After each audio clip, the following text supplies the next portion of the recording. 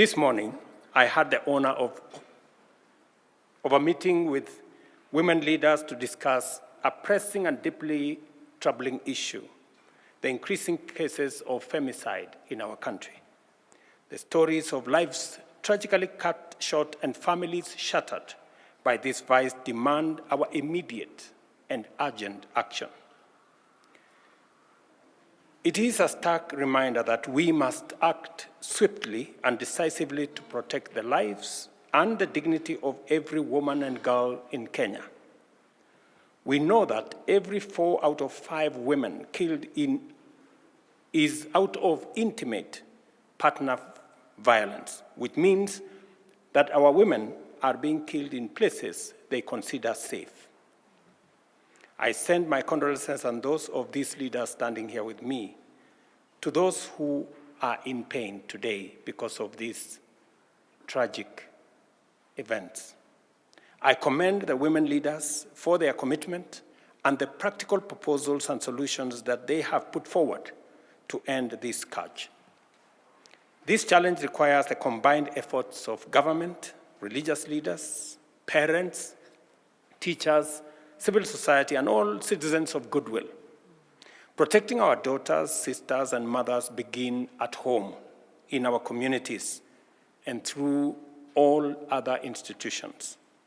Let me reiterate that the government, in its women's agenda, is explicitly committed to ending all forms of violence. As leaders, we are united in the resolve to ensure that justice is swift and efficient. I have instructed the criminal justice actors to execute their mandate without delay, holding perpetrators of femicide fully accountable. Gender desks in police stations must be enhanced, and we will introduce similar gender desks services in hospitals to ensure victims receive immediate attention and care. At the same time, we must equip our young people with the skills and awareness to navigate the risks they face in society. Social media has become a dangerous avenue for exploitation, and I urge our young people to treat strangers on these platforms with utmost caution.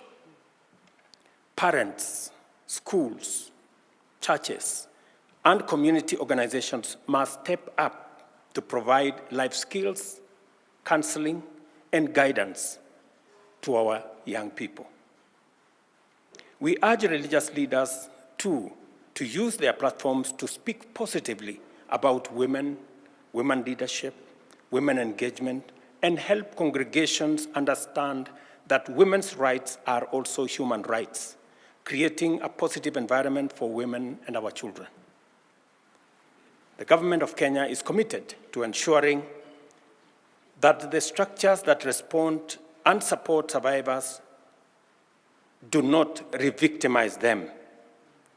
Matter psychological support and safe spaces for women and children are a priority in my office. Through the Women's Rights Advisor, we are launching a Safe Homes, Safe Space campaign during the 16 days of activism against gender-based violence that is going to start on the 25th of November. Our communities need education on the signs and causes of abuse and the resources available to victims. Awareness is a crucial step in prevention. We must increase awareness on the availability of safe spaces where victims can seek refuge, toll-free hotlines such as GBV 1195, Child Help 116, and the DCI anonymous reporting number 0800-722-203, and the counseling services in order to provide victims with the support they need to find protection. As we approach the 16 days of activism against gender-based violence, the women leaders standing here have agreed to embark on a nationwide awareness campaign to confront this vice head-on. This campaign will have the full support of my administration, and we are committing Kenya shillings 100 million for the Safe Home, Safe Spaces campaign and for the next 16 days of activism. And these women leaders will lead the way in making sure that our girls, our women,